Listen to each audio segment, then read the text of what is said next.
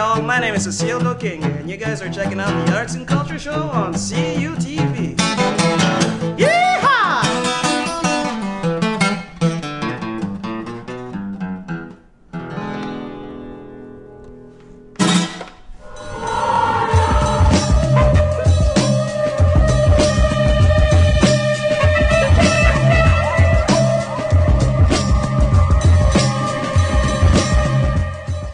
Hi, and welcome to the Arts and Culture Show on CUTV. I'm your host, Emily Campbell, and today we're with Cecile Duquingue, who is a successful jazz and blues musician within Montreal. But you're not from Montreal. I'm not from Montreal. And you got started really young in music. Pretty young. Like, as far as I can remember, I loved music. I loved sound. I loved making noise, all that good stuff. So, and I had a pretty decent ear for a kid. So right away, any instrument I could find, I gravitated towards it. And guitar found me a bit late. I was like 12, 13. Yeah. And once I started playing, I fell in love. So why do you love blues? Why do you make blues? You know, there's my blue. When I give her a bit too much, yeah. But no, there's something very raw in the emotion of the style. You know, it's guts. It's whether you're incredibly happy and you want to express it, or you're incredibly sad and you want to express it, but it's raw emotion, and that's priceless. That to me is music. I'm more attracted to older blues, like from the 50s on, because partially because of history. You know, I mean, I find that older blues reminds me of too dark a part of history in the States past. So anything that becomes more urban or more affirming is what attracted me. You know, the turning something positive, but the emotion is the same.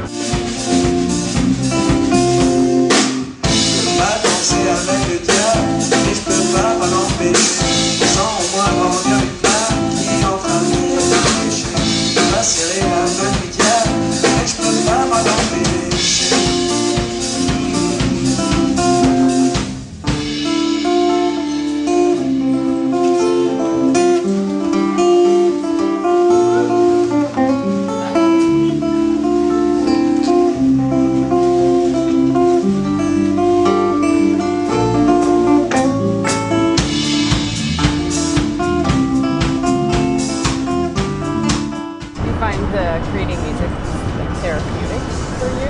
An outlet for your emotions? Some stuff is more emotions heavy, some stuff is funny. Like Dash and Blues is another one that's a silly tune that I wrote for my wiener dog. Yeah. But and then some stuff is more political.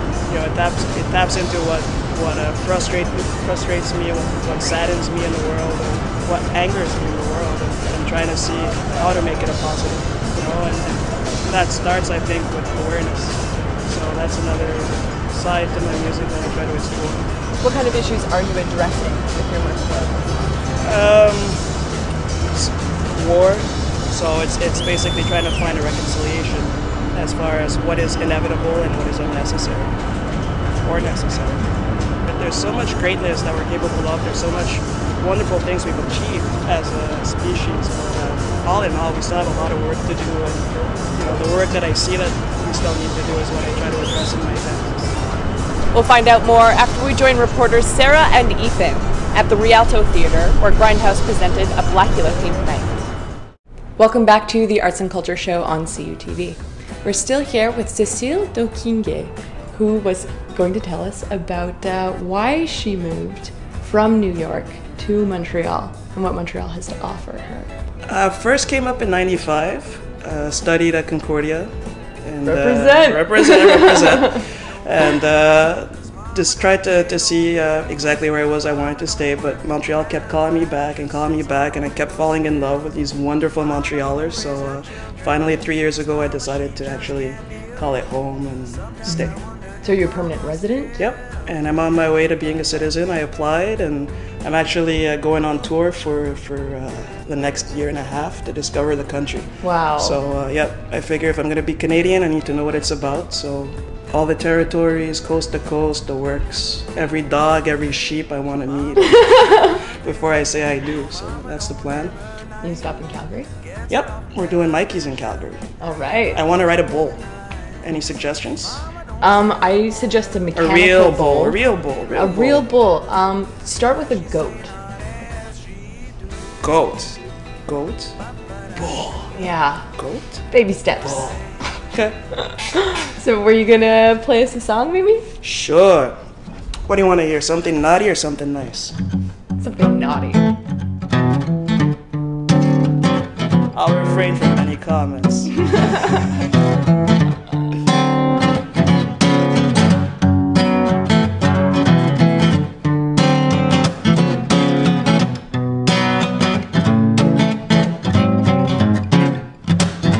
I miss your naughty hand stroking my thighs.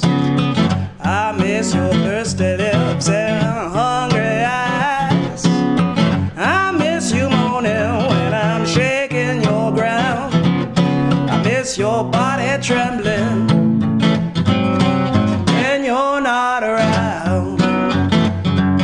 Naughty enough for you?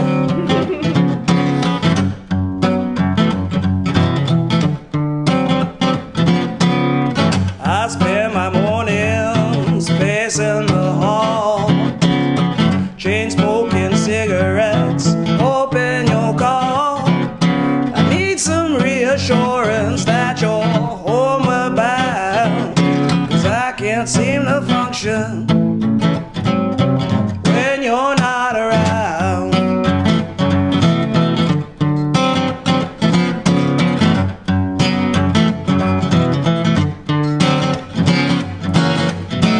Yeah, man, I'm like a junkie, baby, and I'm jonesing for your love. Yeah, man, you're an obsession, baby, and I just can't get enough. Whoa, yeah.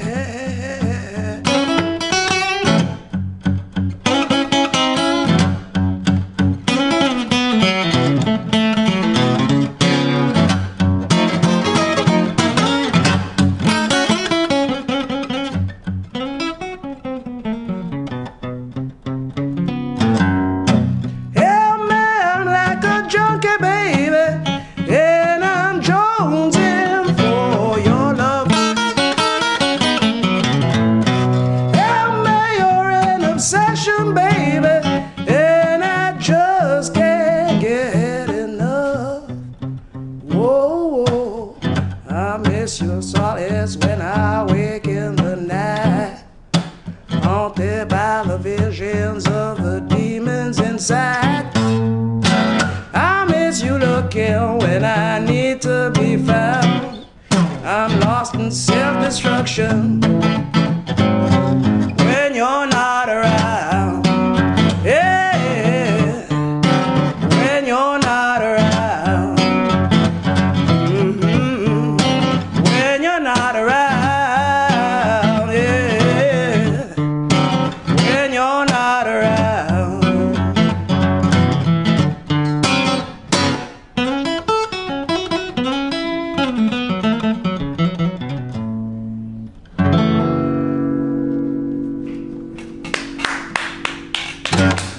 There you go. Something naughty and nice. That's it. On that note, let's take a break as we join reporter Bradford Dean for the annual Montreal Zombie Walk. Welcome back to the Arts and Culture Show on CUTV. We're now here shooting from L'Escalier, still with Cécile Dokingue, blues musician of Montreal, who's telling us about her new album, Freedom Calling. There you go. So, what was the production process putting this album together? Let's see.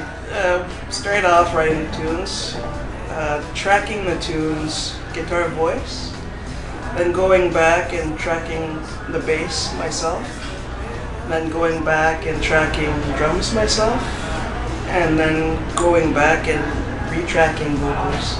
Wow. And yeah, I pretty much did everything on the album, from A to Z, singing, guitar, bass, drums, a little bit of keys, perks, mixing. Got a couple of friends to come in to do some backups. Like I asked Trisha Foster and Alan Prater from the Aliens and Cafe Soul to do backups because they're two of my favorite singers, and I need to get a bit out of my bubble as well. But other than that, the mastering was done by Pierre Pinot, but the graphics I did as well. I kind of gave myself the challenge of seeing what it's like to put out an album from A to Z yourself. So what is the writing process like? It depends. Some tunes just pop up. Like some tunes take 30 seconds. Moss Kitchen was one of those tunes that just happened. And other tunes take years. Like Rise, I had the chorus in my head for like maybe 4 or 5 years, and it took to actually sit down and not think of anything else one day, and it just started to make sense, the rest of the text. So it took maybe 6 years to write.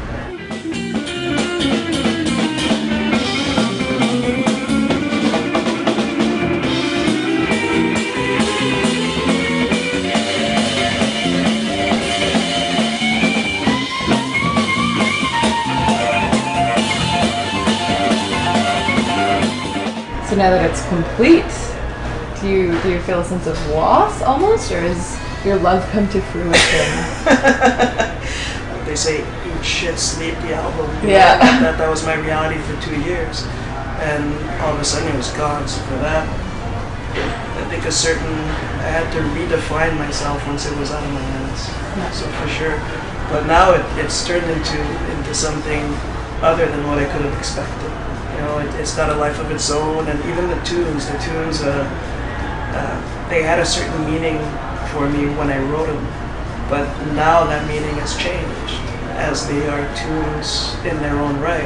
What's the reaction been? It's been very positive, very, very positive, which is very cool.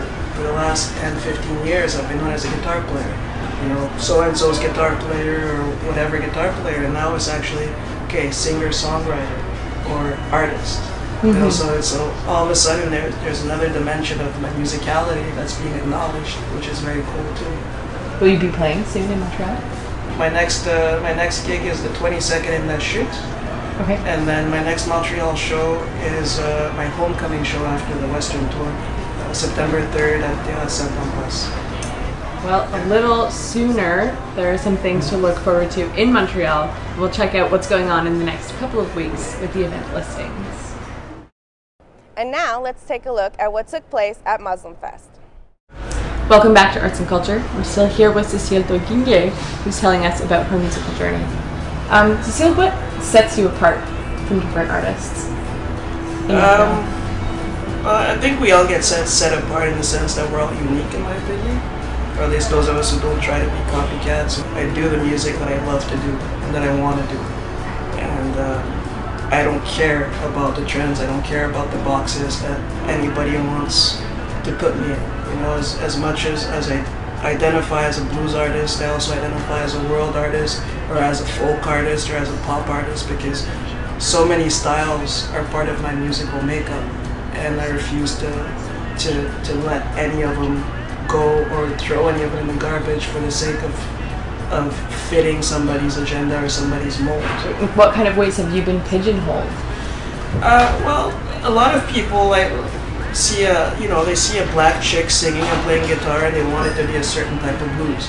But ultimately, I love many things, and I refuse to be a stereotype because that's what you want me to be. And the best way to stay sane is to not give in to the negativity that people can throw, and try to stick to the positive and what helps us grow. So that's what I've been doing, and so far it's paid off.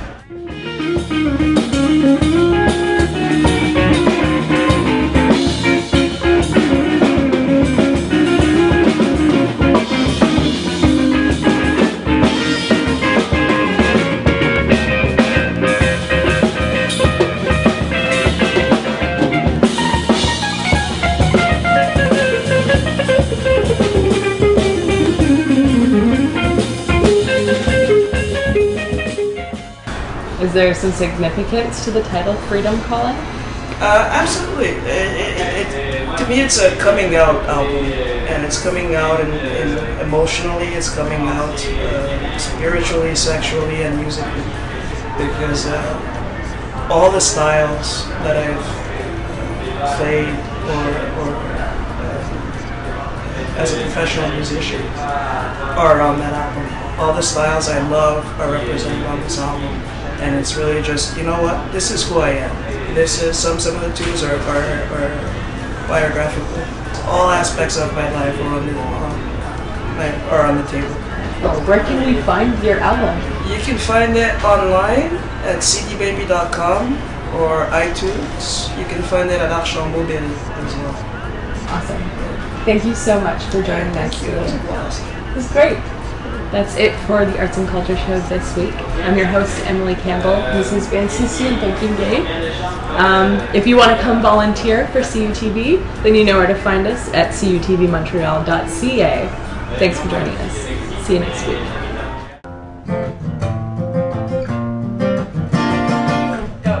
Clean shirt, new shoes, bad jeans, and a $50 smile to sell. In a pocket full of dreams to make up for the years of emptiness.